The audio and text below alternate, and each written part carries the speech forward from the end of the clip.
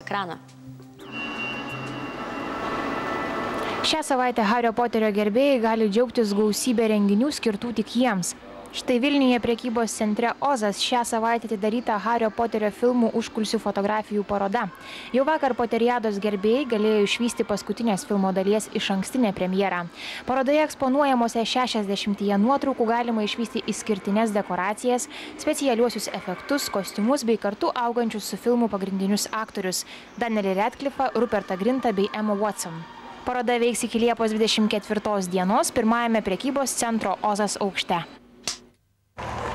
Praėjusią savaitę ir pati filmo kūrybinė grupė išvydo paskutinę Hario Poterio ir mirties relikvijų antrąją dalį. Tai visą 10-metį trukusių filmavimų finalinis akordas. Hario, Rono ir Hermionos nuotykiai didžiuosiuose ekranuose kino kompanijos Warner Bros. Biudžetą papildė beveik $7 milijardo, o kur dar milijardai gauti iš prekybos suvenyrais ir įrašais. Visai Poterio gerbėjų kartai tikrą magišką į pasaulį rašytoja J.K. Rowling sudėjo į 7 knygas, kurios išleistos nuo 1997 iki 2007. Manoma, kad šios autorės knygų įsigijo daugiau nei 400 milijonų žmonių visoje planetoje. 10-metį vaidinęs Harry aktorius Danielis Radcliffas savo jėgas bando Jungtinėse valstijose. 8 kartus per savaitę jis vaidina Brodvėjaus miuzikle, todėl net per didžiąją premjerą sakė, turį saugoti balsą. Susikūriau sistemą, kaip saugoti balsą. Negaliu visą valandą kalbėti. Grįžau čia tik tam, kad dalyčiau autografus ir padėkočiau. Pagrindiniai aktoriai vienbalsiai sutinka, kad šis filmas juos išgarsino, tačiau norint įsilaisvinti iš Poterio pasaulio, jiems prireiks daug pastangų. Pasiilgsiu Hermionos ir jos gyvenimo, to pasaulio ir knygų, kurias taip mėgau ekranizavimo. Sunku prisiminti gyvenimą iki filmo ir žinoti, kad viskas pasibaigs, kai baigsis 2 valandas ir 10 minučių trunkanti paskutinė dalis. Keista. Knygų autorė J.K. Rowling prieš premjerą pripažino, kad širdyje maišosi keli jausmai – liūdesys ir begalinis pasididžiavimas.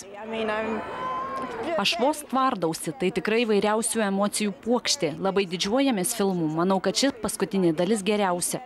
Tuo pat metu pagalvoji, kad Dieve mano, daugiau filmų nebebus. Paskutinėje Hario Poterio filmų serijoje Haris Poteris ir mirties relikvijos antroji dalis išvysite kovą tarp gėrio ir blogio burtininkų pasaulyje. Čia neberasite jauno nepatyrusio Hario, tai jau suaugusio burtininko žūtbūtinis karas su blogio jėgomis. Vaikinui teks kažką paaukoti, kovojant su valdovu Voldemoru. Nebejotinai filmas tobulėjo ir keitėsi kartu su augančiais ir bręstančiais pagrindiniais aktoriais. Pirmose dalyse jie buvo jaunučiai nesusiformavę ir pažeidžiami, kaip ir jų įkūnijami herojai. Gal tik Emos Watson Hermiona buvo kiek labiau pasitikinti savimi, bet ponaitis Grintas liko toks pat natūralus. Šiame filme netrūks gražių, jautrių akimirkų bei paskutinių lemtingų trijulės nuotykių. Galbūt su kai kuriais herojais teks atsisveikinti visam laikui. Turbūt nedaug tokių filmų, kuriuose taip nuosekliai būtų kuriama siužetinė linija. Žinoma, prie filmo sėkmės prisideda ir gausybė Poteriados gerbėjų, aktorių meistrystė bei profesionalūs filmo kūrėjai. Paskutinėje dalyje netrūks efektų. Ji pirmą kartą sukurta 3D formatu, todėl kai kurie personažai kaip niekad gyvybingi ir tikroviški. Netrūksta ir intensyvių kovos scenų. Todėl tėveliai turėtų gerai pagalvoti, ar pažiūrėję šį filmą ramiai užmigs jaunesni nei 7 metų vaikai, o visi vyresni ir tikri filmo ar knygų gerbėjai sužinos, kai baigsis paskutinė Hario Poterio serija jau nuo šio savaitgalio.